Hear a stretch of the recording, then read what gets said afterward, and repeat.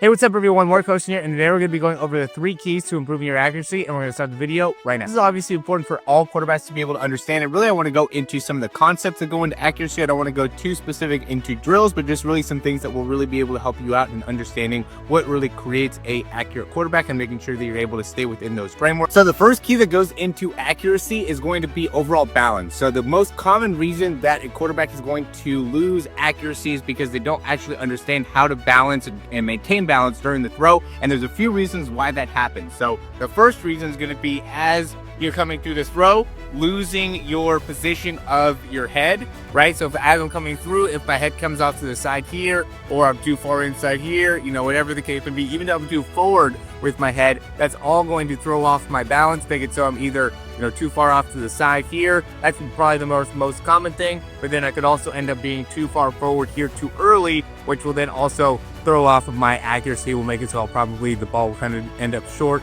and not be able to get there with as much velocity on it, okay? The other things would be that front arm, right? So a lot of quarterbacks will go and open up this front arm right away, and when you go and open up that front arm right away, you have a lot more likelihood to have a little bit more of a sidearm type of a release, or have that ball really far away from the spine when you're releasing. That's going to make it so you end up missing left to right a little bit more often. So, you know, you want to be able to understand how to keep that front arm in a good stable position to make it so you're able to maintain balance, because once you start to lose front arm positioning there and you start moving again side to side, that's going to make it so the ball is going to be more likely to be side to side. Another key thing that we see is when quarterbacks are initializing, right, you start off in a position where you're in a good balance, and one of the keys, and I talked about this before, that makes sure that you're able to maintain good balance is that as I'm loading here, I want to be really like pushing myself down, right? So if I'm here, I'm just kind of relaxed and not pushing myself into the ground, don't have much ground force connection, then my core is not turned on and I'm really kind of upright, I'm almost falling back.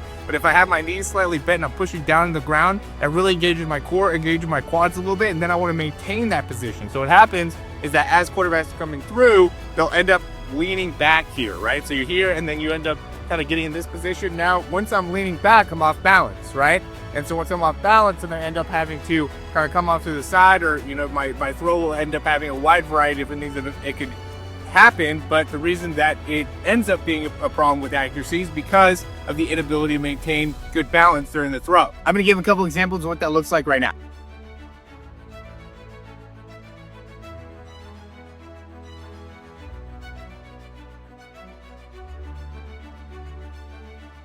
And now the second thing that ends up really attributing to good accuracy is going to be the position of the pinky when you're going through the throw and really during the release. So when you're going through, you really want to be able to get that pinky so it's facing towards the target. And that's going to also line up with the elbow. You're not going to be able to throw the ball, you know, like that.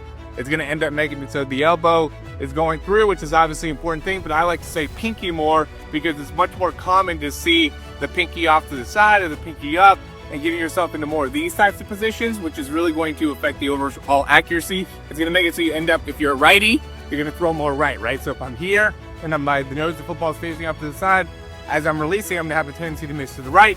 If I'm a lefty, it's going to be the opposite. You're going to end up missing more to the left. So I always tell quarterbacks, almost continue to get your pinky all the way through, because it's so common that you almost want to feel like you're throwing it to the left, right, of the person, because I see so many guys that are missing to the right because their pinky's not getting all the way through, where if you get that pinky all the way facing forward, or even like you're facing it to the left, then it'll be a lot easier to get that hand all the way through and make it so you're able to get in a position where your wrist is at a neutral spot, which is going to be critical in making it so you can be consistently accurate. The last thing is just going to be releasing the ball too early. So that's going to be more common on a deeper throw where you have the front shoulder facing up as you're going through, and what will happen is that because you have that front shoulder up and you're trying to release the ball with more of an upward trajectory, the ball will come out of your hand sooner, which will make it so then your release will end up pushing the ball up. And now if you're a righty, you're going to end up probably missing the ball more to the right if you're throwing it to the right. And then if you're, throwing it to the left, I mean, you're still going to end up missing it to the right. And then same thing when, you're a lefty, you're going to miss more to the left and things like that. So,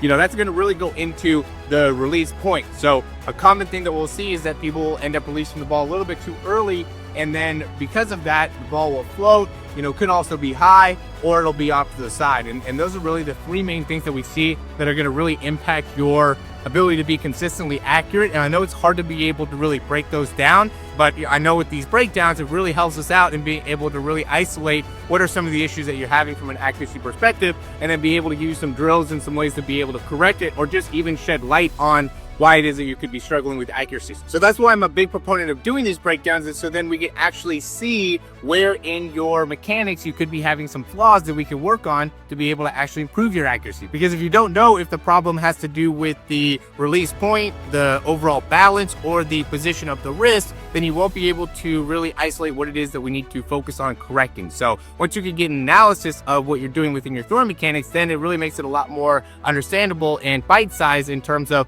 what it is that we could do to make the biggest improvements and be able to do that in the most amount of time. So highly recommend you guys checking that out. If you check that out in the description, we do have a few different offers that we do with that.